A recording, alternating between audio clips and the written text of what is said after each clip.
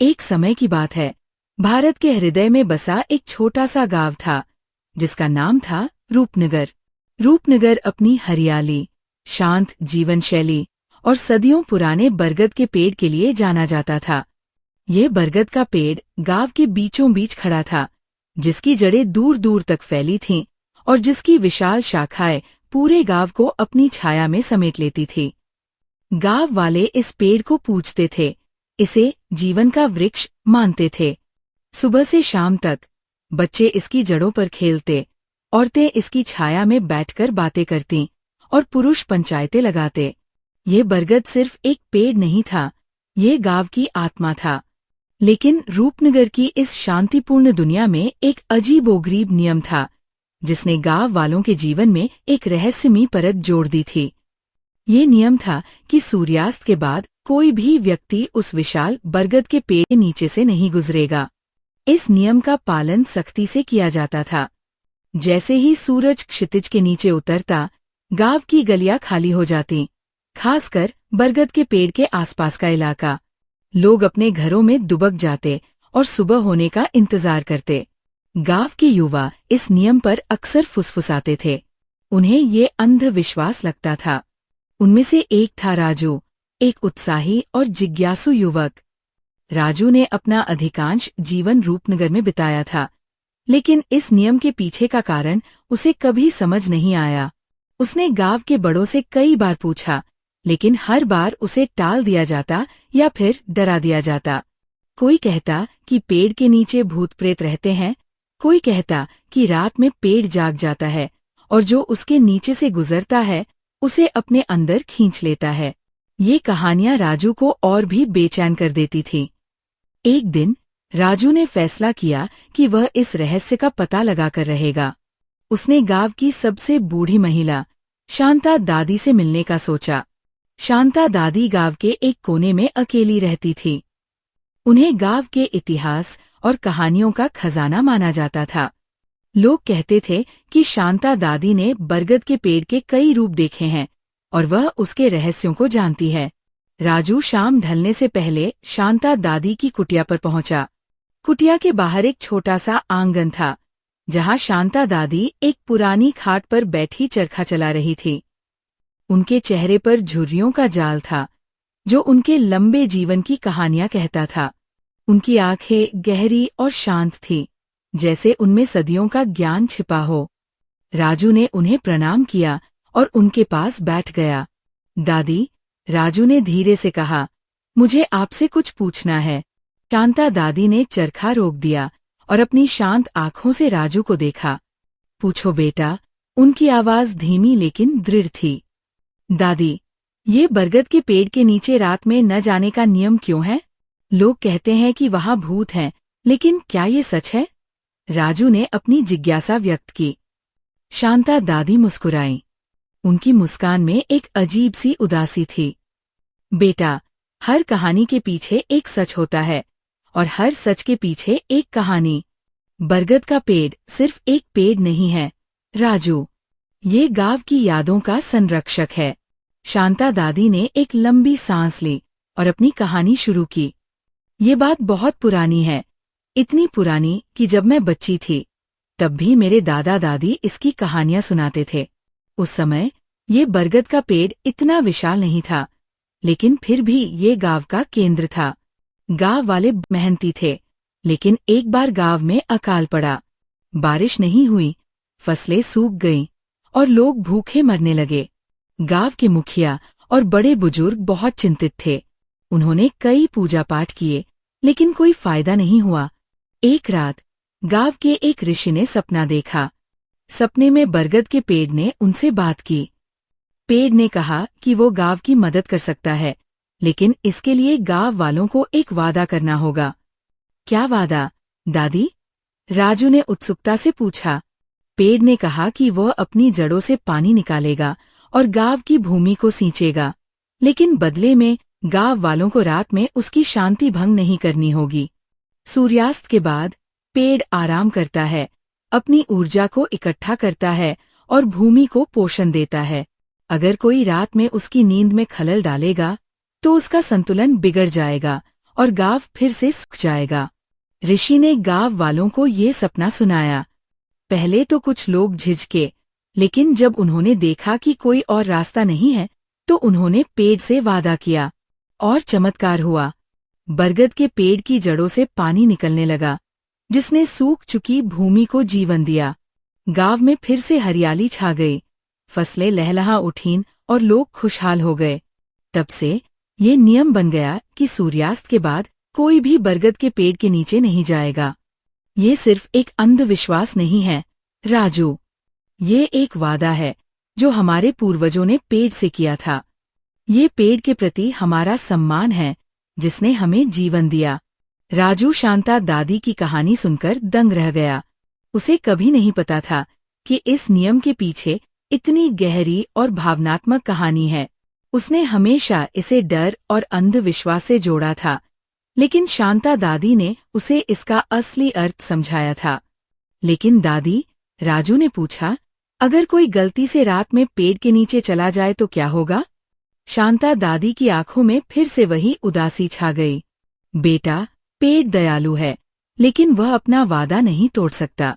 जिसने वादा तोड़ा उसे उसकी कीमत चुकानी पड़ती है। कुछ लोग कहते हैं कि पेड़ उन्हें अपने अंदर खींच लेता है, कुछ कहते हैं कि वे हमेशा के लिए उसकी छाया में खो जाते हैं। मैंने खुद किसी को ऐसा होते नहीं देखा, लेकिन कहानियां सच्ची होती हैं, राजू। राजू ने शांता दादी को धन्यवाद दिया और उनकी कुटिया से बाहर निकला। सूरज ढल रहा था और आसमान नारंगी और बैंगनी रंगों से भर गया था। उसने बरगद के पेड़ की ओर देखा।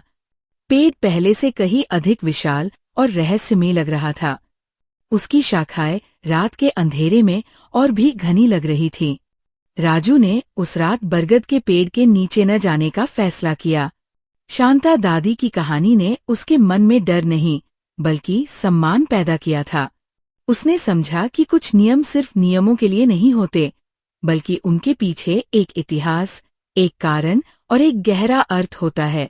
अगले दिन राजू ने गांव के अन्य युवाओं को शांता दादी की कहानी सुनाई।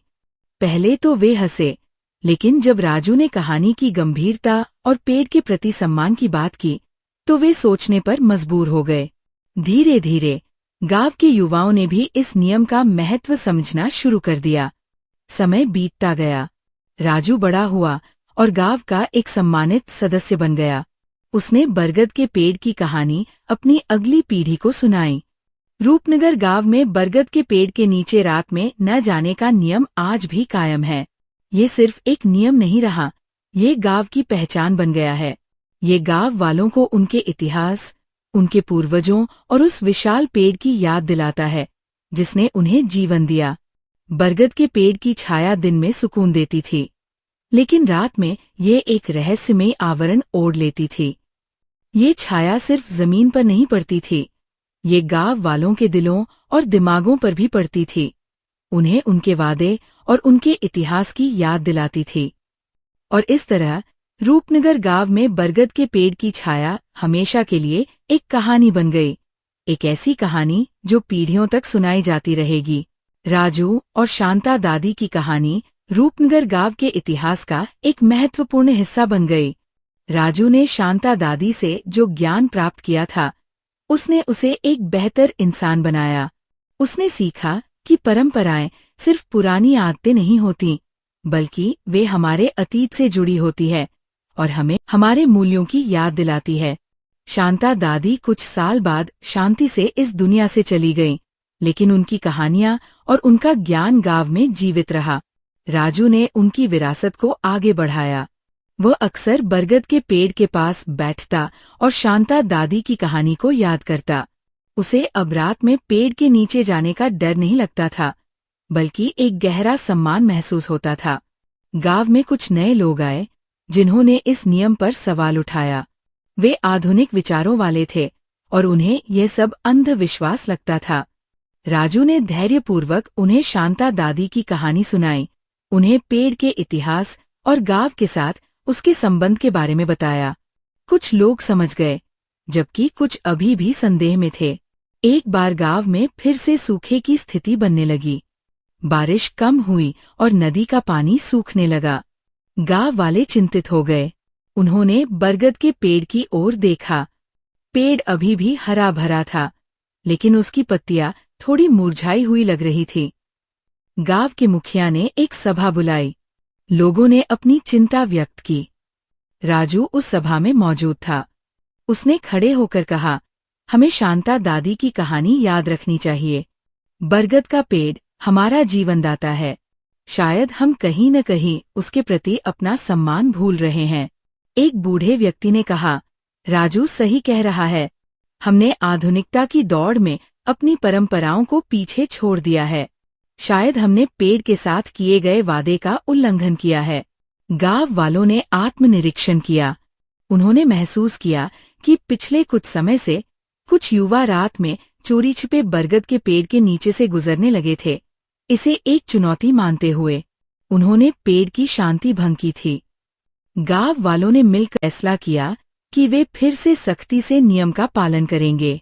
उन्होंने बरगद के पेड़ के पास एक छोटी सी पूजा का आयोजन किया और पेड़ से क्षमा मांगी।